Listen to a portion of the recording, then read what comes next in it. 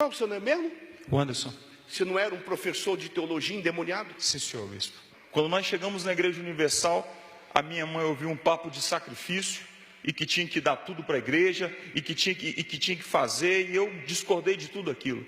A minha mãe simplesmente chega em casa e começa a pegar as panelas de dentro de casa e simplesmente começa a vender. E a gente vivia numa vida miserável a ponto de não ter o que comer, nem o que vestir. Tudo que a gente tinha, as pessoas que davam para a gente, bispo.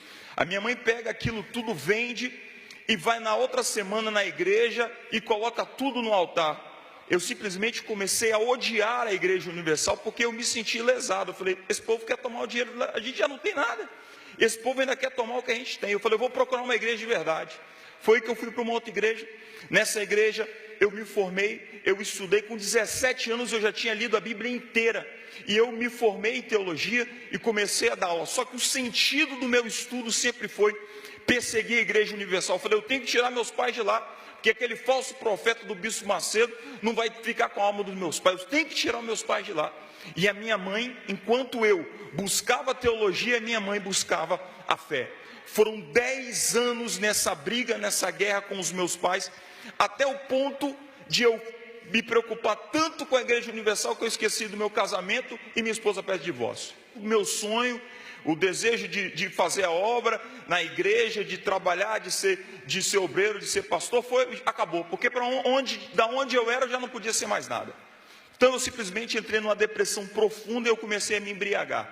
Eu só conseguia dormir bêbado. Eu falei, eu vou sair do meu estado. Saí do estado do Espírito Santo e fui morar em Mato Grosso do Sul. Fiquei em Mato Grosso durante 7 meses. Todas as noites eu dormia embriagado. Eu falei, vou sair do Brasil. O Brasil que é o meu problema. Eu fui morar nos Estados Unidos. Quando eu chego nos Estados Unidos, a mesma vida desgraçada e miserável. Eu falei, olha, um dia ainda eu vou chegar nesse quarto, no outro dia eu vou amanhecer morto. Porque para mim não tem mais jeito. Um dia, o meu irmão me liga e fala bem assim, mano, eu vou casar. Isso depois de muitos anos sem contato com a minha família, sem contato com os meus pais. Vem no meu casamento. Eu falei, quando é seu casamento? Eu vou te mandar o e-mail. Eu recebo o convite, quando eu pego o convite na mão, está um endereço lá. Cumprimentos, Igreja Universal. Falei, tem que ir nessa igreja. Vejo o horário, 7 horas da manhã. Falei, rapaz, esse povo sacrifica até no dia do casamento. Eu nunca vi um casamento 7 horas da manhã na minha vida, mas tem que ir lá, eu vou lá. Quando eu chego na igreja, o meu irmão está lá, 7 anos mais novo que eu, bem, casando como obreira, minha mãe bem, saudável. Minha mãe, quando chegou na igreja, só tinha câncer, minha mãe saudável, toda bonita. Meu pai me cumprimentando bem, e eu descobri que os dois já eram obreiros da igreja, fazendo obra do evangelismo, dentro do presídio. E eu dando uma de fortão, que eu estou bem, que eu estou morando em Miami, que eu estou muito bem, igual vocês estão. Quando eu chego, meu pai falou, vamos lá em casa. Quando eu chego na casa dos meus pais, meu pai de carro zero na garagem, morando num duplex, eu olho assim, rapaz, alguma coisa mudou aqui, hein? Morava num barraco, quase caindo emprestado pelos outros, e eu naquela vida, falei, vou arrumar um lugar para morar aqui, aluguei um apartamento para morar. Consegui ficar nele 2 meses, porque minha vontade era pular lá de cima, porque eu já estava com a vida toda desgraçada, meus pais, minha família, todo mundo bem, e aí que eu me senti mais vergonha ainda, até o ponto que eu cheguei para minha mãe e falei assim, mãe, cede um lugar para mim morar na casa da senhora, só um cômodo, só para mim ficar um lugarzinho aí, que a senhora aqui tem paz. Eu ia me abrir para minha mãe o que estava acontecendo. Minha mãe falou assim, meu filho, essa casa aqui é sua, tudo que tem aqui é teu, eu só quero te pedir uma coisa, faça uma visita na Igreja Universal. E dentro de mim estava assim, eu prefiro morar debaixo da ponte do que entrar naquela igreja de novo.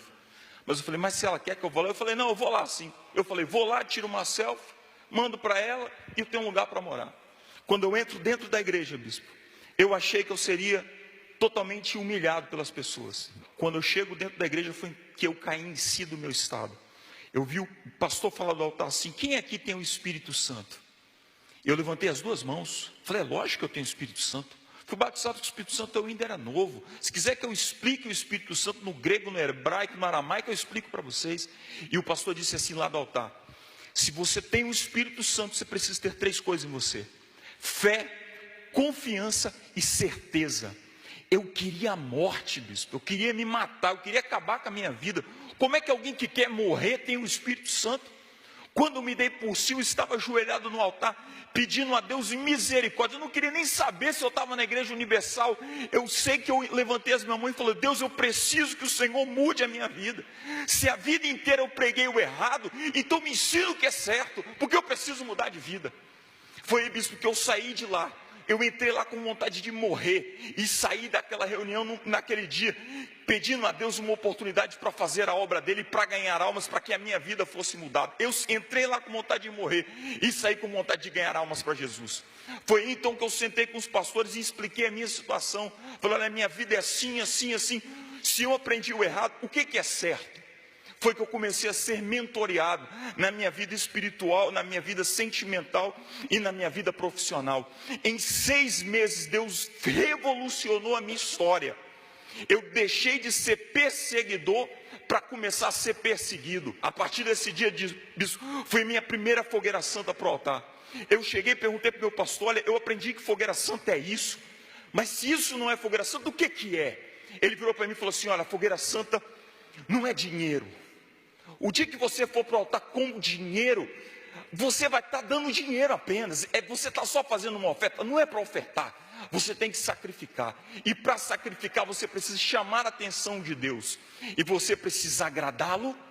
E tudo que você faz no altar, você tem que pensar que almas vão ser salvas com seu sacrifício. Bispo, eu não tinha nada. Eu comecei a andar, a trabalhar, comecei a remontar meu escritório, e em 1 mês eu consegui juntar 10 mil reais. Eu cheguei em casa feliz, falei: mãe, eu estou conseguindo juntar meu dinheiro. Eu escutei minha mãe falar da cozinha assim com meu pai: Altemar, eu não sei o que eu vou fazer esse ano na Fogueira Santa, porque tem 10 anos que eu sacrifico pela vida do Anderson, e hoje Deus ouviu a minha oração. Hoje o meu filho está na casa do Senhor, sacrificando para Deus, e eu tenho certeza que Deus vai mudar a vida dele. E meu pai disse assim: Nilda, a vida inteira eu te disse que um dia o Anderson estaria no altar da Igreja Universal testemunhando para o Senhor. Em 6 meses Deus restaurou a minha vida, a minha empresa começou a prosperar. Eu falei: Deus, eu preciso de uma esposa. Eu errei uma vez, eu não posso errar. Eu chego numa reunião e avisto uma obreira lá da frente. Eu falei: meu Deus, eu vou casar com aquela mulher ali, eu quero uma obreira. E a pessoa que estava do meu lado falou assim: rapaz, você tem 6 meses de igreja, como é que você vai casar? Você tem pouco tempo de igreja, como é que você vai casar com obreira? Você sabia que ela é filha de pastor? Eu falei: eu não quero nem saber de quem que ela é filha. Eu sei que eu preciso de uma mulher de Deus que vai me ajudar a ganhar almas, porque a vida inteira eu mandei alma para o inferno, o meu saldo está negativo no céu.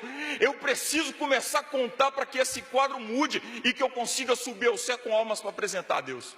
Eu chego para ele e falo assim: olha, tudo bem, meu nome é Anderson, eu quero me casar com você. E a sua reação? Eu não queria ele. Falei para ele que ele não era homem suficiente para mim. Eu tinha acabado de sair de um relacionamento, bispo, de 2 anos, frustrado. E ele de um casamento. Então eu não queria errar no altar. Eu já conhecia a palavra, já sabia o que o altar me proporciona. Então veio a Fogueira Santa, nesse período veio a Fogueira Santa. E eu fui com tudo para o altar. E ele veio por mim. Ele veio na Fogueira Santa, no altar por mim. E eu vim por mim também, porque eu precisava me curar. O altar não falha. E em 6 meses a gente já estava casado. A única coisa que nós tínhamos era um carro. E 10 dias depois, pós-casamento, veio outra Fogueira Santa. O único bem que a gente tinha era o carro. E nós colocamos o carro e a nossa vida dentro do envelope e depositamos no altar. Porque a gente sabia que Deus ia honrar. Nós fomos, bispo, com tudo para o altar, com a certeza que Deus ia responder. De qual forma a gente não sabe, mas Deus, ele respondeu. Com 2 semanas pós-Fogueira Santa, a gente já tinha 2 carros na garagem. Com 1 mês depois, a gente já tinha uma BMW no altar. Tudo resultado da nossa entrega no altar. Só que o nosso deserto a gente não tinha passado, que pós-Fogueira Santa a gente passa pelo deserto. A gente colocou a BMW no altar, porque era o bem mais precioso que a gente tinha. E aí veio o nosso deserto. Fala. Agora deixa eu falar. Ela chegou para mim e falou assim: 1ª, 2ª e 3ª Fogueira Santa, Deus respondeu de forma imediata. A 4ª, que foi o nosso maior sacrifício, que foi dezembro do ano passado, nós colocamos a BMW no altar e começamos a passar por um deserto, a ponto de o dinheiro que nós temos ser suficiente só para pagar as despesas de casa e as despesas do escritório. E ela começou a ficar preocupada, falou: meu Deus, Todas as fogueiras santas que o Anderson fez, que nós fizemos, Deus respondeu rápido. E essa não está acontecendo, estou preocupado com meu esposo. E ela chega para mim para falar isso. Eu virei para ela e falei assim: minha filha, deixa eu te explicar uma coisa. Quando eu me converti há 2 anos atrás, que eu me libertei, eu não apenas me coloquei no altar, eu coloquei a minha vida no altar. Quando eu coloquei a minha vida no altar, eu fui morto com Cristo e crucificado com Ele. Nem a minha vida me pertence, quanto mais os meus bens.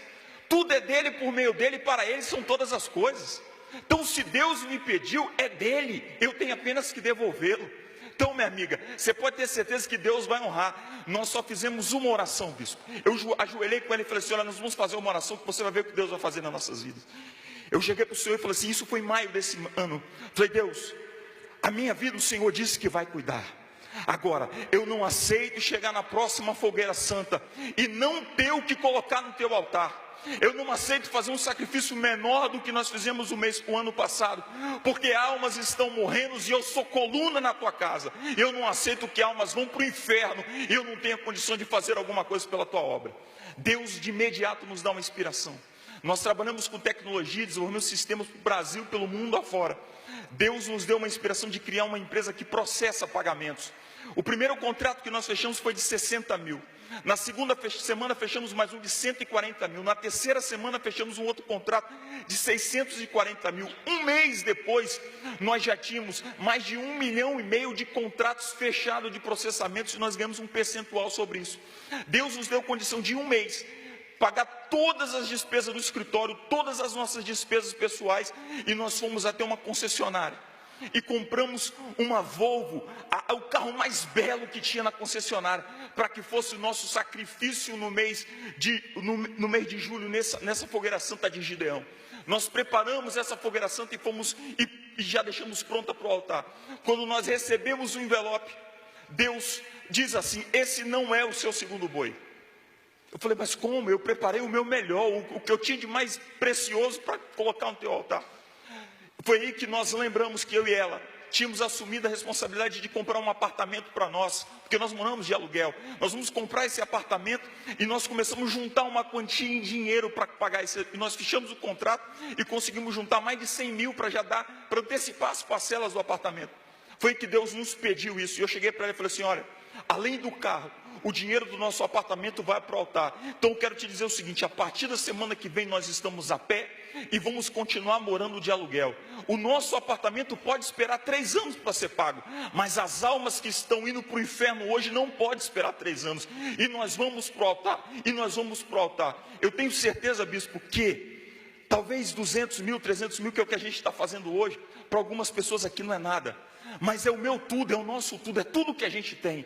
A gente não tem outra coisa, a gente não tem uma outra reserva. Nós estamos indo para o altar com tudo. Eu sei que é pouco, mas dá para a gente abrir 10 igrejas no presídio. Dá para nós abrir 1, 2 outras igrejas. Dá para levantar outros pastores para fazer a obra. Eu não posso estar lá, mas tem gente aqui que pode estar fazendo a obra. Eu tenho certeza que nós vamos ganhar muitas almas para Jesus. Hoje eu não posso construir uma catedral, mas vai chegar um dia que nós vamos ter condição de construir uma catedral na minha cidade, ou de construir uma catedral em outro país, e de ganhar almas para Jesus por segundo. Nós vamos estar viajando, trabalhando, e vidas pós-vidas vão ser salvas.